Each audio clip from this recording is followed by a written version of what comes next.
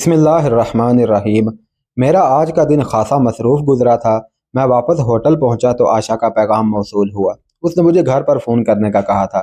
मैंने hotel lobby से ही आशा को फ़ोन किया। वो घर पर ही थी। उसकी तबीयत नासाज थी और उसका बूढ़ा शोहर जयचंद कारोबारी सिलसिले में चंडीगढ़ गया हुआ था। ढेर सारे शिकवे शिकायत के बाद आशा ने मुझे घर आने की दावत दी और मैंने खुद अपनी तबीयत नासाजी का बहाना बनाकर माजरत कर ली। आशा ने बिल्लाखिर जब कोई चारा ना लगा तो उसने कहा कि मैं आपकी बेहतरी के लिए ही आपसे मिलना चाहती हूँ। उसकी ये बात सुन के मैं कुछ परेशान सा हो गया कि भला आशा मेरी बेहतरी के लिए क्या कर सकती है। मैंने उससे बहुत पूछा मगर उसने कहा कि वो बस मुझसे मिलने पर ही मुझे बताएगी। अगला दिन मेरी मसरूफियात का दिन था क्योंकि 11 बजे अब्दुल करीम आ रहा था।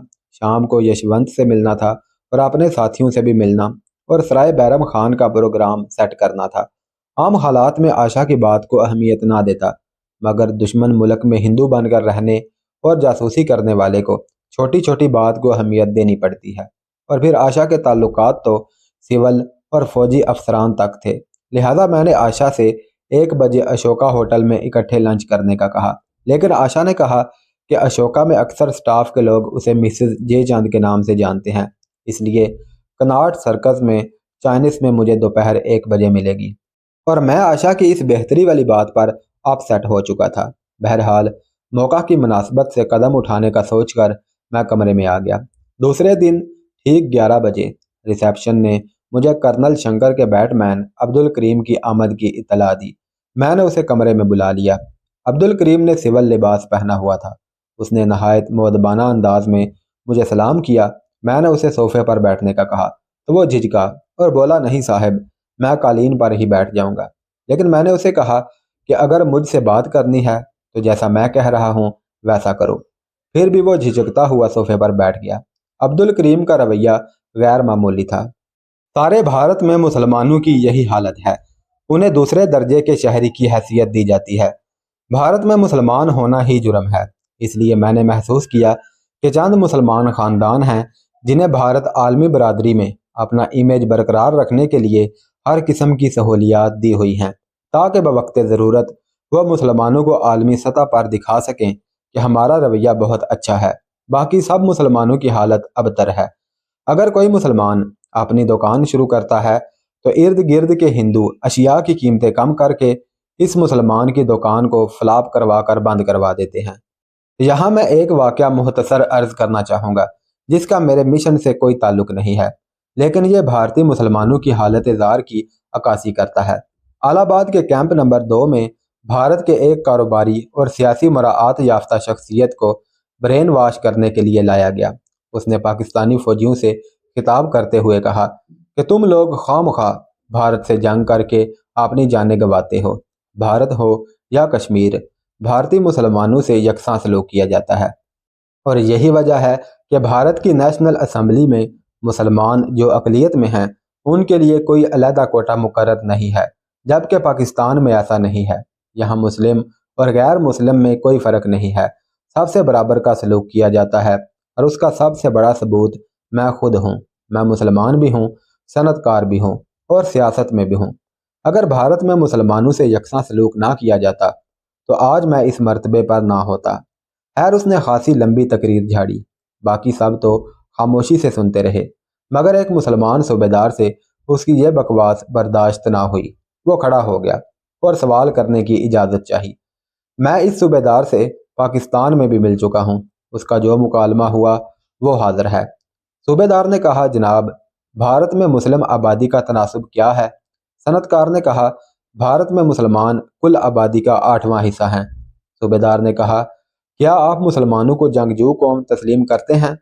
सनतकार ने कहा, यकीनन मुसलमान जंगजू कौम है।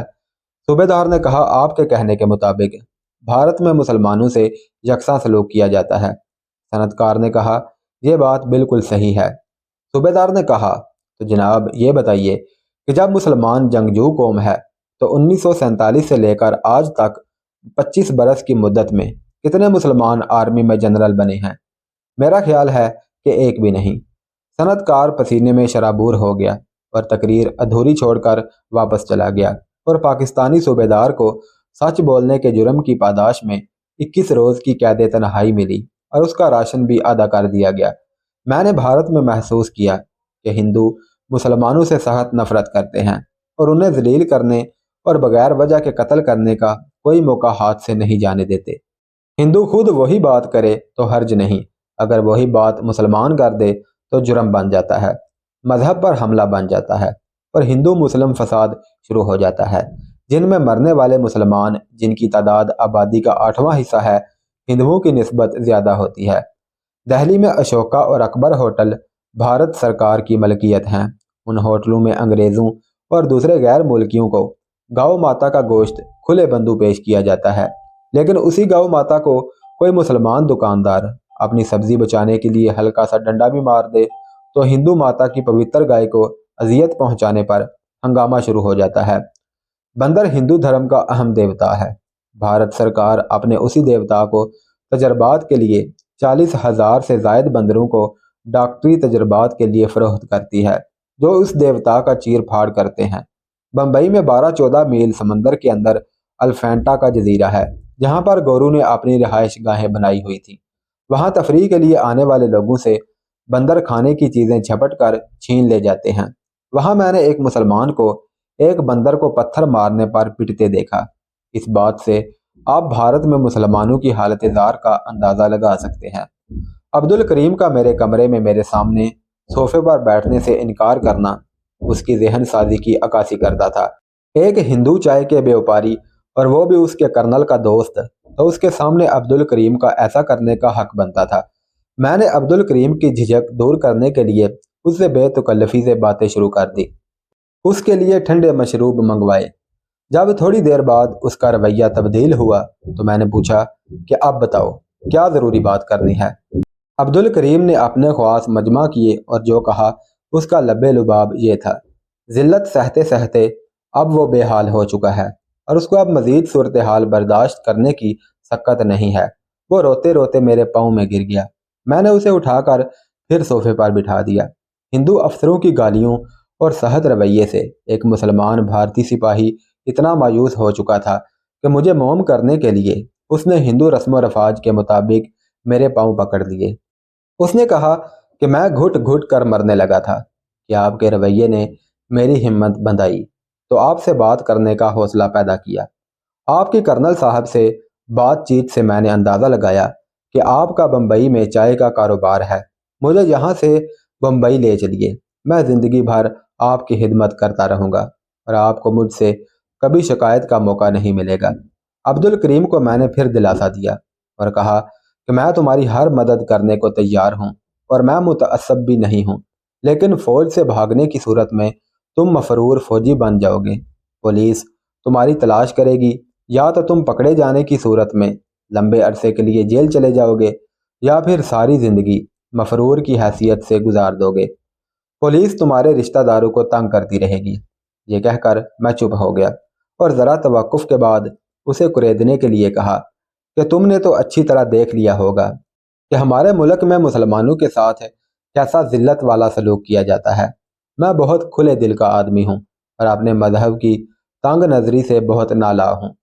मुंबई में मेरे अक्सर दोस्त मुसलमान हैं और उनसे मजहबी गुफ्तगू करके मैं इस्लाम की वुसअत नज़र और फरासत का कायल हो चुका हूँ। एक आध समाजी मजबूरियाँ हैं बस, जिनकी वजह से अभी तक खामोश हूँ, वरना मैं कब का इस्लाम कबूल कर चुका होता। मेरी ये बात सुनकर अब्दुल करीम की बाछें खुल गईं और वह मुझे इस्लाम की खूबियाँ बताने लगा। मैंने उसे टोक दिया और कहा कि मैंने इस्लाम का बहुत गहराई तक मुतालिया किया है, लिहाजा तुम इसको छोड़ो और अपनी बताओ। तुम एक अच्छे और शरीफ ख़ानदान के फ़र्द हो और हालात का शिकार हो। मैं तुम्हारी भरपूर मदद करने के लिए तैयार हूँ, लेकिन इसके लिए तुम्हें अपनी वफादारी का सबूत देना होगा। मेरे पूछने पर उसने बताया कि वो अंग्रेज़ी तो नहीं, लेकिन उर्दू और हिंदी पढ़ लिख सकता है। मैंने उससे कहा कि मुझे एक ऐसे आदमी की ज़रूरत है जो वो सब कुछ लिख पढ़ सके जो उसके जहन में हो। तुम यूँ करो, तुमको कर्नल के जज्बात, ख्यालात और उसके काम के मुतल्लिक जो कुछ मालूम है वो मुझे लिख कर दे दो, लेकिन याद रखना कर्नल या किसी और को इस बात का पता ना चले। मैं 3-4 रोज़ बाद कर्नल के पास चक्कर लगाऊंगा और मौका देखकर میں تم سے وہ تحریر لے لوں گا۔ تمہاری تحریر سے میں اندازہ لگاؤں گا کہ تم میرے کتنے کام آ سکتے ہو، اس کے بعد ہی میں تمہارے متعلق فیصلہ کروں گا۔ اگر تم میری سوچ پر پورا اترتے ہو تو پھر میں تمہاری سوچ سے بڑھ کر تمہارا ساتھ دوں گا۔ غرض اسی طرح کی امید و آس کی باتیں کر کے میں نے عبد الکریم کو قائل کیا اور اسے 500 روپے دے کر رخصت کر دیا۔ 1 بجنے والا تھا اور مجھے آشا سے بھی 1 بجے ملنا تھا۔ جب میں ریسٹورنٹ میں پہنچا تو آشا میری منتظر تھی۔ رسمی جملوں کے بعد آشا نے میری بے اعتنائی کے شکوے شروع کر دیے۔ آپ ملے تو میں سمجھی مجھے میری منزل مل گئی، مگر میں یہ بات بھول گئی تھی کہ بمبئی کی رنگینیوں میں بھلا میری کیا اوقات ہو سکتی ہے۔ آشا کافی دیر بولتی رہی اور میں سنتا اور سوچتا رہا کہ آشا میری بہتری کی بات کیوں نہیں کہہ رہی جس کے لیے اس سے ملاقات کی ہے۔ میں نے فیصلہ کیا کہ جب تک آشا کو پر امید باتوں سے رام نہ کر لوں وہ کچھ نہیں بتائے گی۔ میں نے آشا کا ہاتھ اپنے ہاتھ میں تھام لیا اور بولا، دیکھو آشا، ہر انسان میں کچھ اچھائیاں اور کچھ خامیاں ہوتی ہیں، اور مجھ میں سب سے بڑی خامی یہ ہے کہ میں محبت کے الفاظ کا سہارا لینے میں ہمیشہ ناکام رہا ہوں۔ میں نے شاید تمہیں یہ بھی بتایا تھا کہ جس لڑکی سے میں محبت کرتا تھا اس کے سامنے بھی میں محبت کا بھرپور اظہار نہ کر سکا، جس کی وجہ سے وہ کسی اور کی جیون ساتھی بن گئی۔ اس لڑکی کے بعد جیون میں بہت بڑا خلا رہا۔ جب تم ملی تو میں سمجھا کہ میرے جیون میں بہار آ گئی، لیکن تم شادی شدہ ہو، تم کیوں کر میری جیون ساتھی بن سکتی ہو؟ میں فطرتاً بہت پوزیسو ہوں۔ اگر تم میری بیوی ہوتی تو میں تمہارے بغیر کسی کلب یا پارٹی میں نہ جاتا اور تمہارے سوا کسی کے ساتھ نہ ناچتا اور نہ ہی تمہیں ناچنے دیتا۔ یہ ایک ناقابل تردید حقیقت ہے کہ عورت کی سب سے بڑی کمزوری اس کا کسی مرد کی زبان سے اپنے لیے محبت اور اپنے حسن کی تعریف سننا ہے۔ میں اسے مختلف شعر سناتا گیا اور آشا کی میرے ہاتھ پر گرفت مضبوط ہوتی گئی۔ میں نے کہا، دیکھو آشا، میرے جذبات اور خیالات کی راہ میں تمہاری زندگی کے لمحات کس بری طرح سے حائل ہیں۔ تم آج ایک مرد کی بغل میں ہوتی ہو تو کل دوسرے کے، کبھی شوہر کے ساتھ اور کبھی دوستوں کے ہمراہ۔ تو ایسی صورت میں تم میری اور میں تمہاری منزل کیوں کر ہو سکتے ہیں؟ آشا کی آنکھیں حقیقت کی تلخی برداشت نہ کر سکیں اور چھلکنے لگی۔ اس نے رومال سے اپنے آنسو صاف کیے۔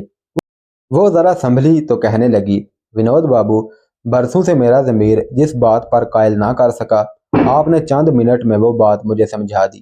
یقین جانیے میں دل سے آپ کی پوجا کرتی ہوں۔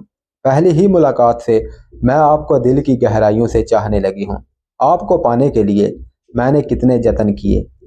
ہوٹل میں آپ کے کمرے میں آئی، بریگیڈیئر کے بیٹے سے آپ کی ملاقات بس اس لیے کروائی کہ آپ میں رقابت پیدا ہو جائے، لیکن یہ میری بھول تھی اور آپ مجھ سے دور ہوتے چلے گئے۔ اب میں آپ کو اور سچائی کو سمجھ چکی ہوں۔ اگر آپ میرے ماضی کو فراموش کر سکتے ہیں تو میں وعدہ کرتی ہوں کہ آج سے اور ابھی سے آپ ایک بدلی ہوئی آشا کو دیکھیں گے۔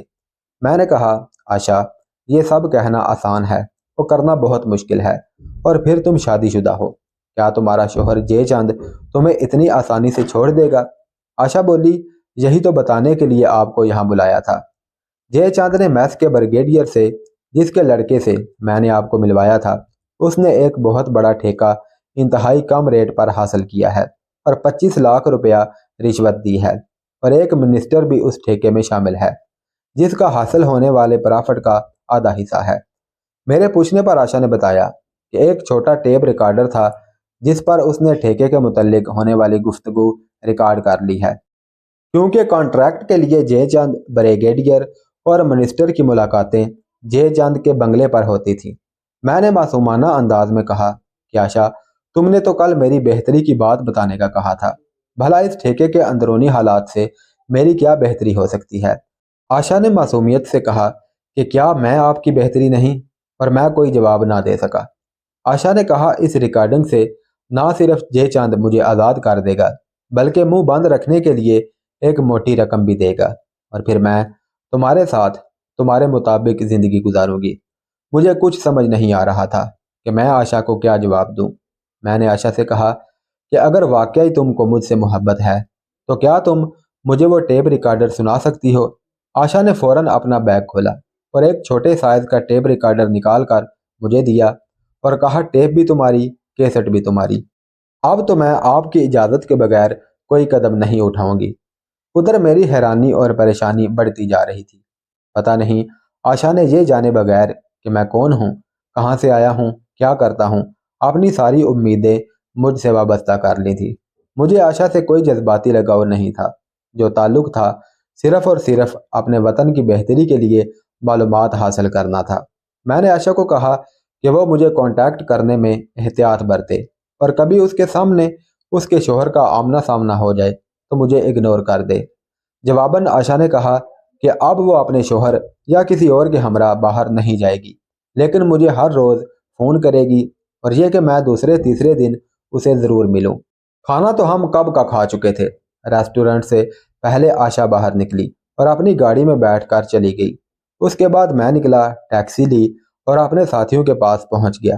ہم سب مکمل تیاری میں پہلے ہی تھے، لہذا ہم 2 ٹیکسیوں میں سرائے بیرم خان کی طرف روانہ ہو گئے اور یشونت سے مقررہ وقت سے پہلے پہنچ گئے۔ بجائے چھپر ہوٹل میں قیام کرنے کے، میں نے سوچا اس علاقے میں گھوما جائے۔ ہم 2 کی ٹولیوں میں آگے پیچھے چل پڑے۔ اس علاقے میں مسلمانوں کے چھوٹے چھوٹے گھر، ایک منزلہ اور دکانیں تھیں۔ ایک دکان سے ہم نے دودھ کی ٹھنڈی بوتلیں پی اور واپس آ گئے۔ پہلے کی طرح میں نے چھپر ہوٹل میں اپنا مورچہ سنبھالا اور ساتھیوں نے اپنی اپنی پوزیشنیں سنبھال لیں اور ہم یشونت کا انتظار کرنے لگے۔ اس دوران پولیس کی گاڑی آئی، گاڑی ہوٹل کے سامنے رکی اور پھر پولیس والوں نے چائے پی اور چل دیے۔ چونکہ مسلمان ہندوؤں کے مقابلے میں کمزور اور لاغر تھے، اس لیے کمزوری کا فائدہ پولیس والے بھی اٹھاتے ہیں۔ جب جی چاہے چائے کھانا وغیرہ کھانے آ جاتے ہیں اور بل ادا کرنے کی زحمت نہیں کرتے۔ ان کے جانے کے بعد یشونت آتا دکھائی دیا۔ وہ آج نسبتاً بہتر حالت میں تھا۔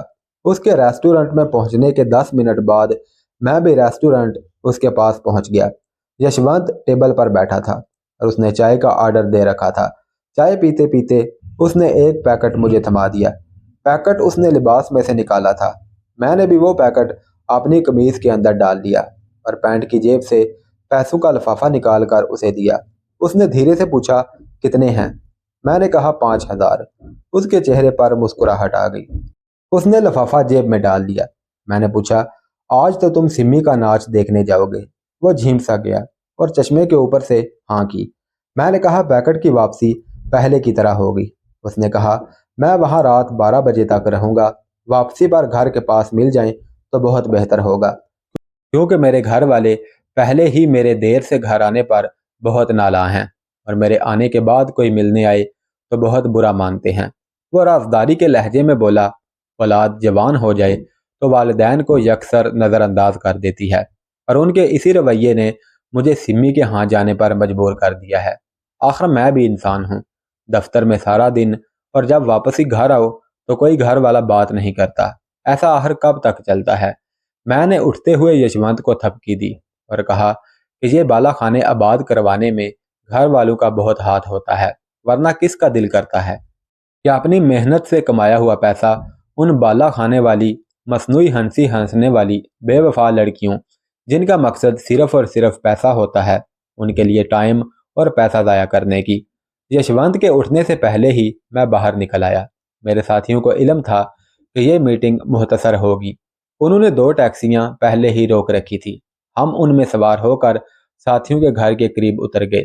اس بار یشونت کے لائے ہوئے پیکٹ میں ٹاپ پریارٹی اور کانفیڈینشل کی مہروں والے خطوط تھے۔ یہ 50 خطوط تھے۔ میرے ساتھی کاپیاں بنانے لگ گئے اور میں بیڈ پر دراز ہو گیا۔ آج میں بہت تھک گیا تھا۔ رات کو پیکٹ واپس کرنے بھی میں نہیں جانا تھا۔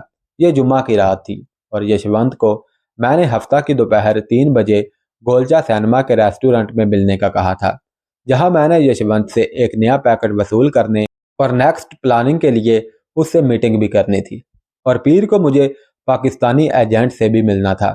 رات کو 11:30 بجے میں وہ پیکٹ لے کر یشونت کے گھر کی طرف روانہ ہوا۔ حسب معمول میرا ایک ساتھی میری حفاظت کے لیے میرے ہمراہ تھا۔ پرانی دہلی کا یہ علاقہ ہندوؤں کی آبادی کا تھا اور رات کو جلد ہی بے رونق ہو جاتا تھا۔ یہ بات میں نے اچھی طرح محسوس کی تھی کہ بھارتی ہندوؤں کی اکثریت سکوت ڈھاکہ اور اپنی کامیابی پر بجائے خوش ہونے کے پژمردہ تھے۔ شیر کو انہوں نے زخمی تو کر دیا تھا، لیکن اب ان کو ڈر تھا کہ زخمی شیر نہ جانے کب اپنا بدلہ لینے کے لیے ان پر حملے کر دے۔ دہلی میں اکثر یہ افواہیں گردش کر رہی تھیں کہ پاکستان اب پوری طاقت کے ساتھ دہلی پر حملہ آور ہوگا۔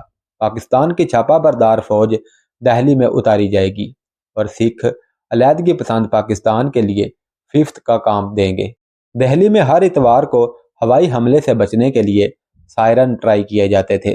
بھارتی ہندوؤں کا یہی خوف دور کرنے کے لیے بھارت نے 1974 میں پاکستان کی سرحد کے قریب اپنا ایٹمی تجربہ کیا تھا، جس کے بعد پاکستان نے بھی ایٹمی سرچ میں تیزی پیدا کر دی اور بھارتی اندیشوں کے عین مطابق تیل کی دولت سے مالا مال ملکوں نے اس معاملے میں پاکستان کی بھرپور مدد کرنی شروع کر دی تھی، جن میں سب سے نمایاں لیبیا تھا۔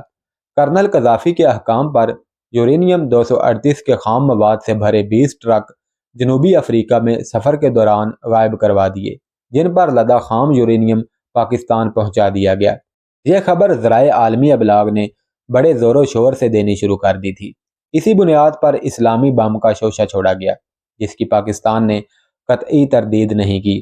پہلے ہی خوف بھارتی ہندوؤں میں سما چکا تھا۔ پاکستانی چھاتا برداروں کے خوف سے مڈل کلاس ہندو سر شام ہی اپنے اپنے گھروں میں دبک جاتے تھے۔ ہم یشونت والی گلی کی سڑک پر پہنچے تو اکا دکا ٹیکسی اور رکشا نظر آ رہے تھے۔ سب دکانیں بند ہو چکی تھی، اس لیے اس بار ہم نے ٹیکسی نہیں چھوڑی اور ٹیکسی میں بیٹھے رہے۔ تھوڑی دیر بعد یشونت کی گلی کے سامنے ایک رکشا آ کر رکا۔ اس میں جھومتا ہوا نشے سے چور یشونت باہر نکلا۔ وہ جھومتا گنگناتا اپنے گھر کی طرف جا رہا تھا۔ میں اس کی یہ مصنوعی خوشی چھیننا نہیں چاہتا تھا، لہذا میں اسے پیکٹ تھما کر کل 3 بجے گولچا سینما کے ریسٹورنٹ میں ملنے کا یاد دلا کر واپس آ گیا۔ اپنے ساتھی کو اس کے گھر پر چھوڑا اور کناٹ پیلس میں ٹیکسی بدل کر اپنے ہوٹل واپس آ گیا۔ اگلے روز صبح میں نے آشا کی دی ہوئی کیسٹ کئی بار سنی۔ اس میں 3 افراد کی آواز، گلاسوں کی کھنک اور کئی بار خود آشا کی آواز بھی شامل تھی۔ ٹھیکے کے متعلقہ امور اور بچت کے مختلف طریقے جن پر بات چیت کی گئی تھی۔ صرف ایک بات ایسی تھی جس سے آشا کی سچائی کا پتہ چلتا تھا۔ غالباً بریگیڈیئر نے کہا تھا کہ سر ٹھیکہ تو میں دے دیتا ہوں، مگر دوسرے ٹھیکیداروں کو پتہ چل گیا تو وہ شور مچا دیں گے اور بات انکوائری تک پہنچ جائے گی، پھر کیا ہوگا؟ اس کی آواز کو دوسری آواز نے کاٹ دیا۔ بریگیڈیئر، تم اس کی چنتا چھوڑو، یہ میری ذمہ داری ہے۔ جے چاند تمہارا حصہ تو ٹھیکہ ملتے ہی تمہیں دے دے گا، میری اور جے چاند کی حصہ داری ہے، اور جب تک ٹھیکے کا تمام کام مکمل نہیں ہو جاتا مجھے میرا حصہ نہیں ملے گا۔ یہ غالباً منسٹر بریگیڈیئر کو تسلی دے رہا تھا۔ ہمارے لیے یہ کیسٹ کارآمد ہو سکتی تھی، مگر اس کے لیے آشا کا تعاون بہت ضروری تھا۔ اگر وہ ٹھیکے کی تمام تفصیلات مہیا کر سکتی ہے تو پھر ہم جے چاند، بریگیڈیئر اور منسٹر کو بھی قابو کر سکتے تھے۔ لہذا میں نے فیصلہ کیا کہ اس موضوع پر آشا سے پیر یا منگل کو بات چیت کروں گا۔ پیر کے دن مجھے کانٹیکٹ کو بھی ملنا تھا، اس کے بعد ہی آشا کو فون کر سکتا تھا۔ مجھے ٹھیکے والے معاملے میں جلدی نہیں تھی کیونکہ یہ ابھی ابتدائی مراحل میں تھا۔ ٹھیک 2 بجے میں گولچا سینما چلا گیا۔ اس سینما میں مشہور بھارتی فلم بوبی، جو اس وقت نئی ریلیز ہوئی تھی، چلنی تھی اور سینما شائقین سے کھچا کھچ بھرا ہوا تھا۔ گولچا سینما کی بلڈنگ میں نہایت اعلیٰ درجے کا ریسٹورنٹ بنا ہوا تھا۔ مجھے یشونت سے وہیں پر ملنا تھا۔ میں ریسٹورنٹ میں داخل ہوا تو یشونت پہلے ہی ایک ٹیبل پر قبضہ جمائے بیٹھا ہوا تھا۔ کئی قسم کے کھانے اس کے سامنے پڑے ہوئے تھے۔ آج وہ بہت نکھرا ہوا دکھائی دے رہا تھا۔ رسمی الیکس لیک کے بعد وہ کہنے لگا کہ گھر والے تو اکثر دال سبزی ہی پکاتے ہیں، میں کبھی کبھی کسی ریسٹورنٹ میں جا کر من پسند کھانا کھاتا ہوں یا پھر سمی کے ہاں اچھا کھانا ملتا ہے۔ میں نے اسے چھیڑتے ہوئے کہا کہ سمی کے ہاں تو کھانا تمہیں یقیناً بھاتا ہوگا کیونکہ سمی کا ساتھ اسے مزید لذیذ بنا دیتا ہوگا۔ یشونت کچھ جھیم سا گیا۔ کیونکہ اب ہم دوست بن چکے تھے اس لیے وہ بے تکلفی سے کہنے لگا، سمی رات بھی آپ کا پوچھ رہی تھی، کبھی ادھر کا بھی چکر لگا لیں۔ میں نے کہا، یشونت صاحب کیوں اپنے پاؤں پر کلہاڑی مارنے کا کہہ رہے ہو؟ اس بالا خانے میں سمی ہی نمایاں ہے، اگر میں وہاں جانے لگا تو پھر تمہاری دال نہیں گلے گی۔ اس کا حسن اور ادائیں صرف تماش بینوں سے پیسہ اینٹھنے کے لیے ہیں۔ جس طرح پیسے کے زور پر میں نے پہلے دن تماش بینوں کو کھسکنے پر مجبور کر دیا تھا، اسی طرح اگر میں وہاں گیا تو तुम को भी खिसकना पड़ेगा। इसलिए बेहतर है कि तुम ही वहां जाया करो और ऐश किया करो। मेरा माली तावन तुम्हारे साथ जारी रहेगा। आप मेरी ज़रूरत पूरी करते रहें, मैं आपकी ज़रूरत पूरी करता रहूँगा। और दूसरी बात ये कि तवाइफ के कोठे पर अरबों रुपए लुटाने वाले भी पैसा ख़त्म होने पर जलील करके निकाल दिए जाते हैं। इसलिए अपना पैसा होशो हवास और हाथ खींच कर इस्तेमाल करना चाहिए। खर्च कम करें और ज़ाहिर ये करें कि आप बहुत दौलतमंद साहिब हैसियत हैं। इस तरह ये तवाइफें भूखी बिल्ली की तरह तुम्हारे गिर्द चक्कर काटती रहेंगी।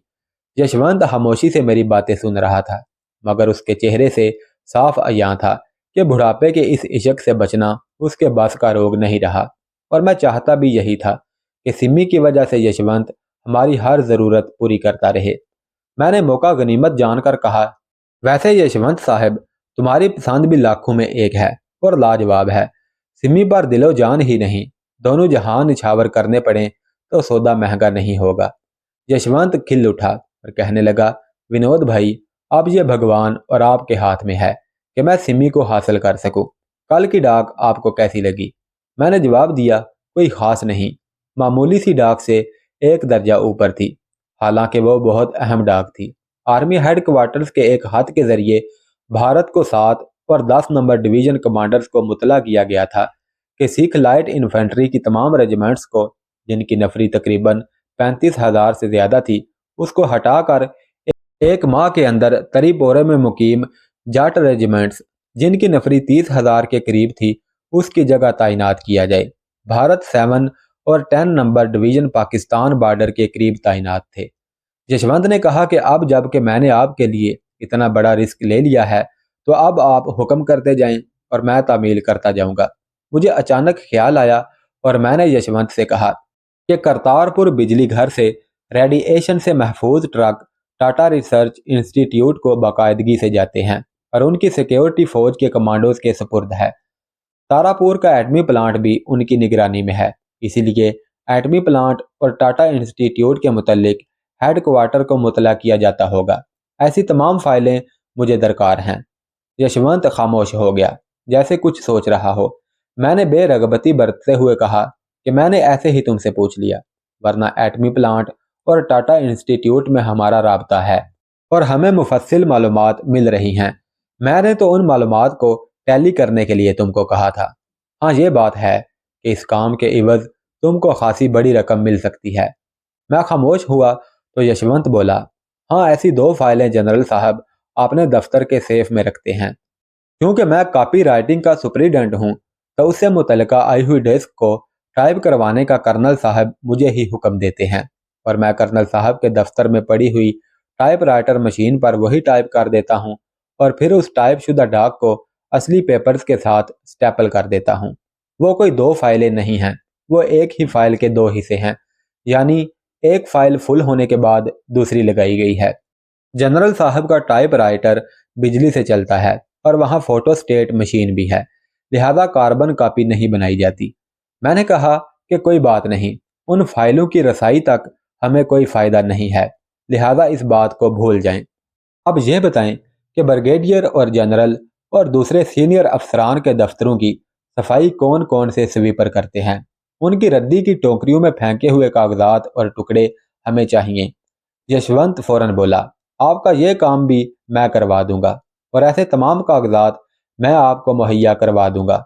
मैंने उसे टोका और कहा, नहीं यशवंत बाबू, दफ्तर की रूटीन में जो काम चल रहा हो उसमें खलल डालने पर शक पैदा हो सकता है।